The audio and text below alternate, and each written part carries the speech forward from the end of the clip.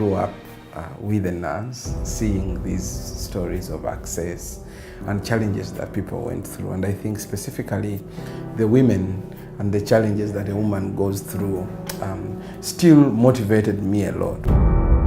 Out of that background, I realized that when I do law, I needed to change it to a sector I was very passionate about.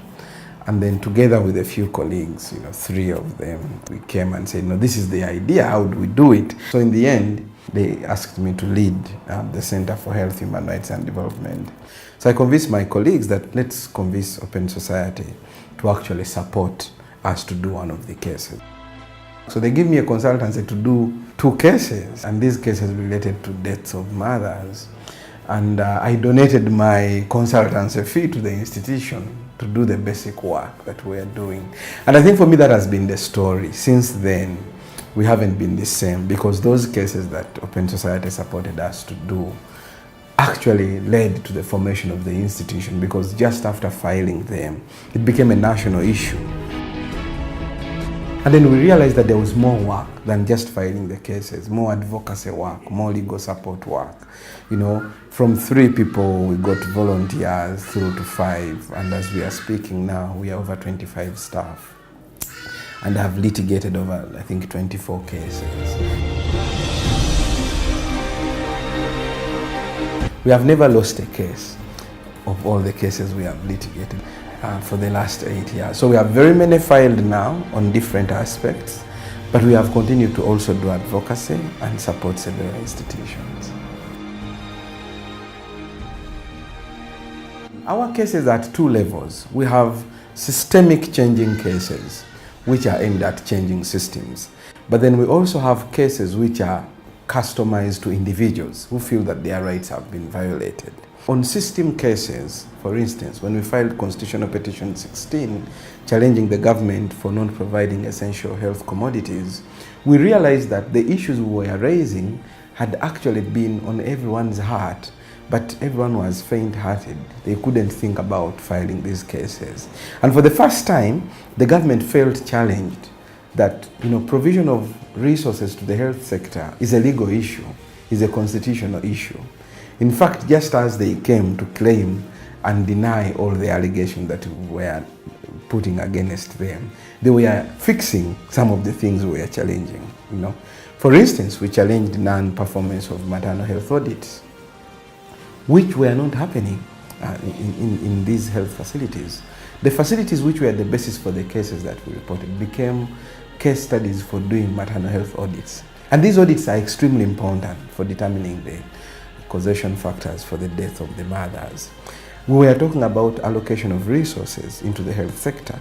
It's on record that the government has actually said that they used this particular case which we filed to go to donors, including the World Bank, to actually convince them that the citizens are beginning to hold the state accountable. So to look for more resources. And we have therefore seen health system strengthening projects of the World Bank now funding the health system, For the first time, things like maternal death became notifiable, because people would die, mothers would die, and no notification at all would be done. The Ministry of Health doesn't have a legal department. They always rely on the Ministry of Justice. And Ministry of Justice is not conversant with health issues. After that case, the ministry invited us on the technical working groups to provide that technical support to the ministry. And several things have happened, We have continued to advise the ministry on how to mainstream human rights in provision of health care. We already have a gender and human rights manual that we have worked with them, which is now being rolled out. We have a technical working group which meets at least monthly to discuss health and human rights issues, They have invited us to work with the UN agencies to support the ministry to sort of look at the human rights-based approaches and how maternal health can be improved. The individual cases, some of these cases have been very, very instrumental. We've dealt with cases of where patients are actually incarcerated in health facilities because they can't pay bills afterwards. And some of these are private health facilities. So families have come here. One family has worked here where they had a bill of about, $10,000 US. They had paid about 7,000, and the 3,000 was a problem, And they were going to sell their house to make sure that the bill is paid. You know, just coming here and us writing a legal opinion to the facility and informing it that it's not a legal detention center and therefore what they are doing is illegal. They had to find alternative ways of demanding for the payment than what they were saying. I think that totally changed the life of the family and the person that has been incarcerated, because just the letter, the media picked it up and the next day the person was out of the facility.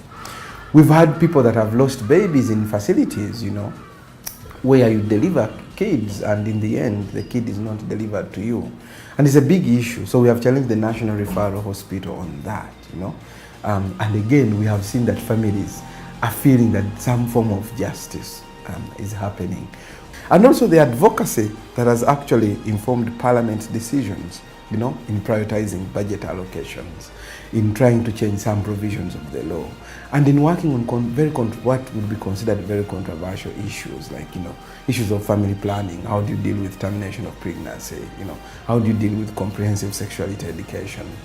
I believe that the impact is huge. You know, it's still not enough. We still have a lot to do, but I think what we have done has opened up quite a number of gates which are changing lives.